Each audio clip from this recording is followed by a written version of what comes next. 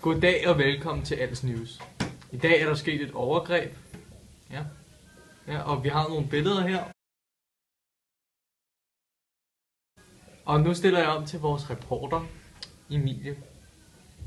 Jeg sidder her sammen med de to ofre, som tidligere blev udsat for en voldsom hændelse af Sebastian. Kan I forklare præcis, hvad det var, der skete? Men altså, man minder bare sådan lidt tilfældigt, og så lige pludselig så...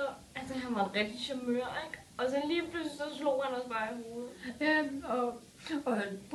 Og tog alle vores ører og...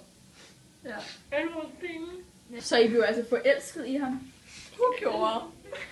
Ja, lidt. Hvad har I tænkt jer at gøre nu, for at hændelsen ikke sker igen? Bare Undgå fremmede, Ja. specielt drenge. Ja. Det skal lige siges, at vi slet ikke kan finde Sebastian. Han er bare sporløst forsvundet. Så tager jeg i agt derude. Han er der nok stadig.